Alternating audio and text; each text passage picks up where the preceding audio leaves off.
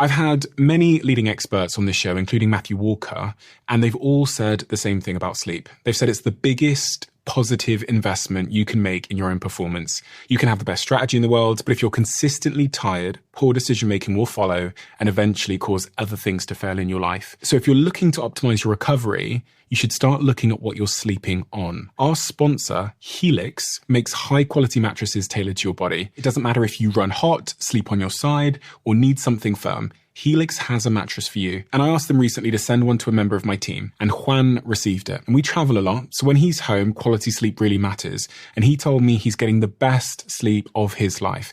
And the data backs it up, with 82% of people in a Helix study saying they saw an increase in their deep sleep. And with a 120-night trial, you've got 4 months to prove it to yourself. You can get 27% off at helixsleep.com/diary. That's helixsleep.com/diary. If you're running a business, people have probably told you to use AI or get left behind. And I get that urgency. Still, AI doesn't fix a messy business. It exposes one, because AI can only work with the information it can see. So if you ask AI something about your business, about stock or sales or customers or about your team, that information needs to be connected to the AI to be useful. That's the idea behind NetSuite by Oracle, the sponsor of this episode. NetSuite is the AI-powered business management suite that securely connects your financials, your inventory, your commerce, your HR, and your CRM into a single source of truth. And with NetSuite Next, AI is built into that connected system. It can surface useful insights, help with routine work, and let you ask questions about your business in plain English. For the first time ever, you can try NetSuite Next for free if your business is generating 7 figures or more. Just go to netsuite.ai/Bartlett. That's netsuite.ai/Bartlett. You're an expert in this field, so you must, as you kind of spoke to there, you must get pretty, I can feel it when you're speaking, get pretty pissed off when you see unhelpful information being pushed on, I don't know, social media or online or through books, these sort of simplified narratives. What are some of the most common misconceptions that you speak to your patients about? You've mentioned one there about this, like 8 hours of sleep being the optimal. Yeah. And even when I put out on my Instagram earlier, what are the key questions you want to ask? I'm speaking to a sleep therapist expert today. I'd say the vast majority, or at least the medium question was, do I need to get exactly 7 or 8 hours sleep? Every single night. Yeah. So that is definitely the biggest one we get. You do not, that perfection is the enemy of the good. Have you ever heard that term? Because at the end of the day, it's true. Yes, your body loves consistency and regulation, but that does not mean you have to get 8 hours of sleep every night. Think about it differently. Think about it over a month, for example. We love this idea of the way we look at time is slightly different to the way your body looks at time. And over a month, you might actually be all right. So maybe one night you get 6.5 hours, the next night you get 7.5, and then the next night you might get slightly different. As long as it's fairly consistent and maybe 80% of the time you're doing fairly well and you're giving yourself the right opportunity to sleep, that's okay. Your body's going to do, it will do what it needs to do. And with that, a caveat to that is this understanding of sleep debt. So we don't understand sleep debt properly. People think it's an eye for an eye. I lose 4 hours, I must gain 4 hours. Well, what happens when your body, being as efficient as it is, doesn't actually need you to gain an extra 4 hours of sleep to recover you? Your expectation is that it should. And when your expectation doesn't get met, you get upset about it and you change your behavior. And that's when you start getting sleep problems, when the reality is your brain is so smart that even in the certain amount of hours that you get normally at night, it can recover you from that sleep deprivation by just improving or increasing the sleep stage that it thinks you missed the most, for example. But because we have a lack of education, we believe we don't get some sleep, we need to regain that sleep. And when we don't regain that sleep, that's when the anxieties and the stresses over not sleeping start. So that's a big one, the sleep debt one. The other one is this idea that fatigue and sleepiness are the same things. So yes, when we don't sleep well, we get a lot of fatigue. So fatigue is anything from feeling like your body needs to rest, to needing to shut your eyes, to pain, to your brain buzzing because you've been working so hard for like 48 hours straight and you don't know what to do with yourself. But the only definition of sleepiness is the ability to shut your eyes and within a few minutes you're falling asleep. So if you were saying to me right now, Steph, I am so sleepy, I'd probably say to you, well, you don't look it. Because right now you don't look tired in the way that I would expect you to be falling asleep. I mean, you wouldn't be able to sit still. You would be sort of, probably your eyes would be shutting all the time, dozing off, having little micro sleeps. That's sleepiness. And that's what we should really be understanding as a cue to sleep. So in the evenings, if you're not feeling that, then don't be worried. Give yourself permission to stay up later, because you can't dictate what happens to you during the day. And there are so many variables that affect your sleep. You are never going to be able to control over them.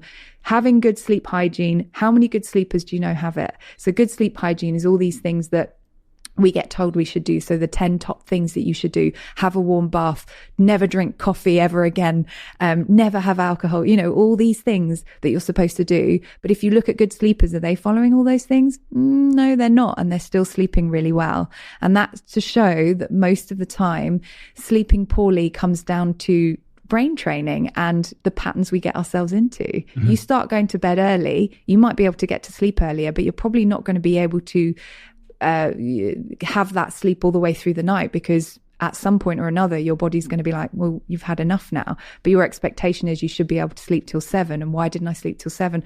Or if you lie in, you keep changing the goalposts of your wake up time, which is the most important thing that you should be looking at, not your bedtime. If you keep changing that goalpost, your body doesn't know when to feed you. It doesn't know when to make you feel alert, because you've changed everything. And so, of course, you're not going to be sleepy at the right time in the evening. Saying the time you wake up is a much more important time to be focused on. Yes. The things, your morning routine is going to be way more important than your evening routine when it comes to your sleep at night. But because people see that as a faraway time compared to when you go to sleep, they don't really focus on it. In fact, haven't we been taught in this society that lying in is a luxury?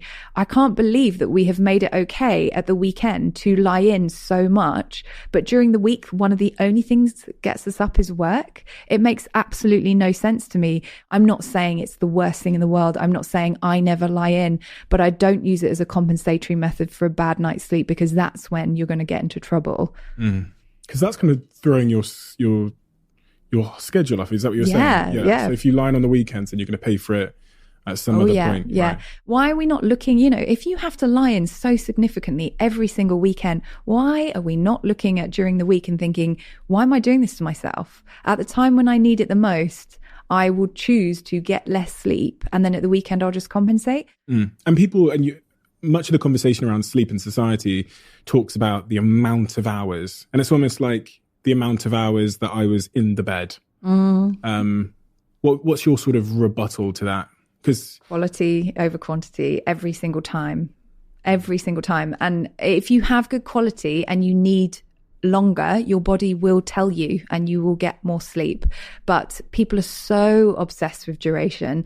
And I think people don't understand what I mean by sleep opportunity. I mean, every single night, most of the time, so about 80% of the time, I will give myself a 7 to 8 hour sleep opportunity, sleep window. But I do not mean that if I'm not sleepy, I take myself into a dark room and shut myself down.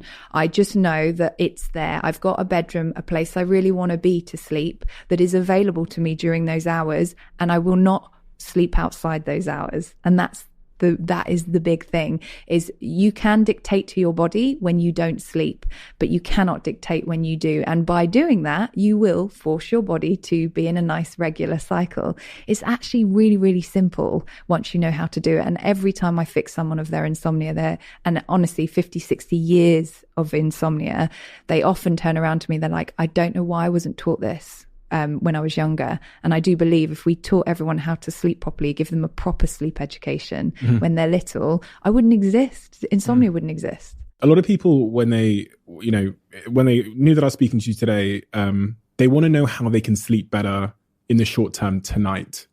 They're looking for some kind of quick fix to a problem they've had for a long time. What would you say to those people? Okay, so the first thing I'd say is that you're never going to find that reactive, very quick method. It's never going to happen. And even if you find it, I promise you, it won't work in the long term. It might control your condition in the short term, but not in the long term.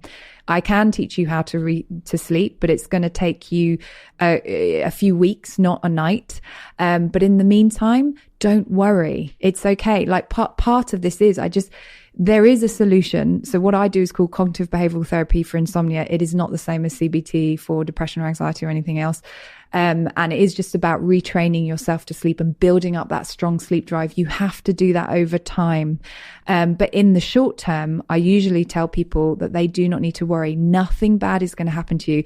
And the reality is that it's more your mood that will affect your day when you wake up in the morning than the bad night's sleep you just had. So I know we've got evidence to show that when you have a bad night's sleep, your cognitive abilities, etc., are going to be reduced. However, if you think about how you generalize that, you're not going to lose your job. You're not going to perform horrifically in that meeting because you didn't get a good night's sleep. It would be far better for you to go to bed later and make sure you're lovely and sleepy and only get 4 hours than to go to bed 8 hours before that meeting and toss and turn and be fidgety and stressed and anxious all night. That's what I do. I still get nervous when I have to do like a lecture in front of 500 people. Of course I get nervous, but instead of, focusing on my notes just before I go to bed, I'll put everything aside. I'll go and enjoy myself, do something I really love to do. I'll get ready for bed a bit earlier than usual just so that I do not have to think about anything when I get sleepy. And when I am sleepy, even if it's 2, 3, 4 hours later than usual, I know that I'll go and have a really lovely 3 or 4 hours sleep. And then I'll wake up and I'll be like, great, I know I'm going to be a bit sleepy today, but that's only going to help me sleep tonight. And I'm going to have an epic day. I don't care that I'm a bit sleepy. Sleepiness is amazing. Sleepiness is such a good thing for you. Why are we teaching people that sleepiness is a bad thing? You need sleepiness to sleep.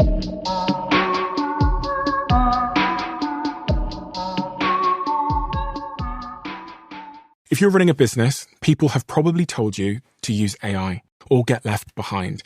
And I get that urgency. Still, AI doesn't fix a messy business. It exposes one because AI can only work with the information it can see. So if you ask AI something about your business, about stock or sales or customers or about your team, that information needs to be connected to the AI to be useful. That's the idea behind NetSuite by Oracle, the sponsor of this episode. NetSuite is the AI-powered business management suite that securely connects your financials, your inventory, your commerce, your HR, and your CRM into a single source of truth. And with NetSuite Next, AI is built into that connected system. It can surface useful insights, help with routine work, and let you ask questions about your business in plain English. For the first time ever, you can try NetSuite Next for free if your business is generating 7 figures or more. Just go to netsuite.ai/Bartlett. That's netsuite.ai/Bartlett